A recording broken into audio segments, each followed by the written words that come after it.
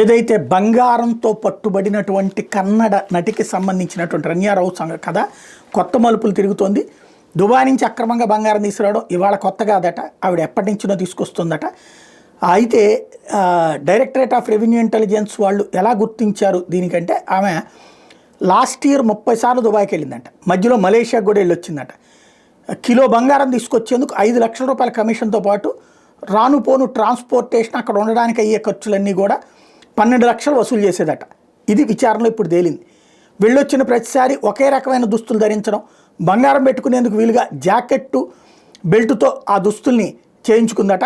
Police అధికారి రామచంద్రరావుకి వరుస కుమార్తె కావడంతో ఆ సంబంధాన్ని అడ్డుపెట్టుకుని కింగ్ పిన్ ఒక నాయకుడు, రాజకీయ నాయకుడు అంటే అధికార పక్షం, అంటే కాంగ్రెస్ పార్టీకి సంబంధించిన అధికారం ఉంది కాబట్టి ఆ పార్టీకి సంబంధించిన నాయకుడు ఆమెతో బంగారం తెప్పిస్తున్నానని అధికారులు గుర్తించారు.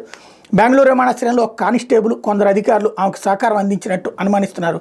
ఓ రాజకీయ నాయకుడు సహకారం ఆమెకు ఉందని ప్రచారం జరుగుతుంది. రన్యారావుకు పరిచయం ఉన్న నాయకులు, అధికారుల పేర్లు విచారణలో బయటకు వస్తాయని కర్ణాటక సీఎం సిద్ధరామయ్య కూడా చెప్తున్నారు. న్యాయ సలహాదారు ఎమ్మెల్యే ఏఎస్ పొన్నన్న కూడా ఈ విషయాన్ని ప్రకటించారు. వాస్తవానికి ఈ గొడవంతా బయటపడింది ఏంటంటే, 2 వారాల కిందట రన్యారావు దుబాయ్ నుంచి బెంగళూరుకు వచ్చినప్పుడు కస్టమ్స్ అధికారి తనకి సరైన రెస్పెక్ట్ ఇవ్వలేదంటూ అతనితో గొడవ పెట్టుకుందట. దాంతో అతనికి కోపం వచ్చి ఈ విషయాన్ని డిఆర్ఐ వాళ్ళకి ఇన్ఫామ్ చేయడంతో డిఆర్ఐ వాళ్ళు నిన్న కూడా ఎయిర్పోర్ట్ నుంచి బయటికి వెళ్ళిపోయింది. అక్కడ కస్టమ్స్ వాళ్ళని మేనేజ్ చేస్తున్నారు. ఎయిర్పోర్ట్లో ఇప్పుడు బంగారాన్ని తేగలిగారంటే రేపు పొద్దున బాంబులు తీసుకొస్తే తప్పే ఉంది, ఇంకా సులభమే కదా.